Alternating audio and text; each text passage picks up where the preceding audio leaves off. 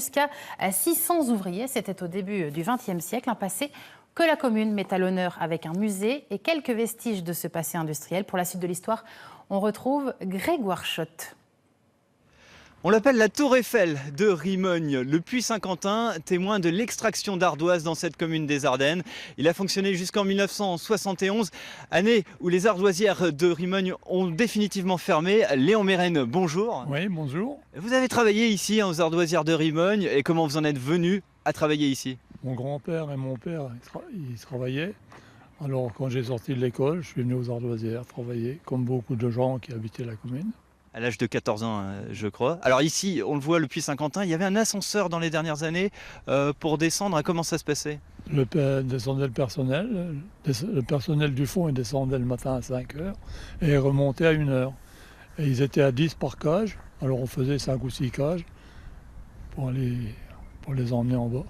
On imagine que les conditions de travail étaient difficiles quand même. Oui, c'était difficile parce que puis c'est dangereux.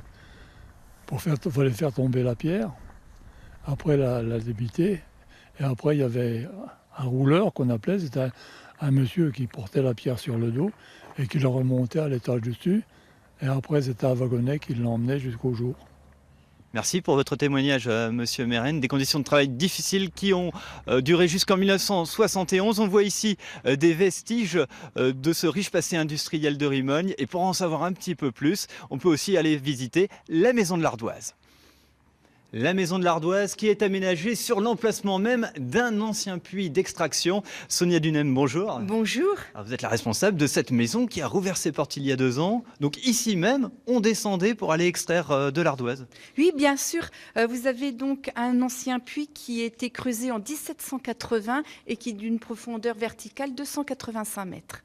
Donc vous avez souhaité, dans ce musée, reconstituer un petit peu ce riche passé autour de l'ardoise? Oui, tout à fait, en appuyant les aspects sociaux, économiques, industriels et bien évidemment le quotidien de nos ardoisiers. Qu'est-ce qu'on peut y trouver? Il y a des objets qui rappellent un petit peu ce passé?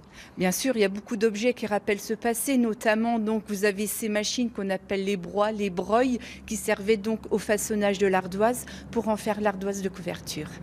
L'ardoise qu'on peut retrouver un peu partout, je crois. Tout à fait, c'est omniprésent dans le paysage des Ardennes et bien évidemment, notamment, surtout à Rimogne. On peut le retrouver, on peut la retrouver cette ardoise sur les toits des maisons ardennaises. Merci donc pour cette visite, Sonia Dunem, et on vous invite à venir découvrir donc ce riche passé industriel ici à Rimogne. Et merci beaucoup Grégoire pour cette belle découverte. Allez,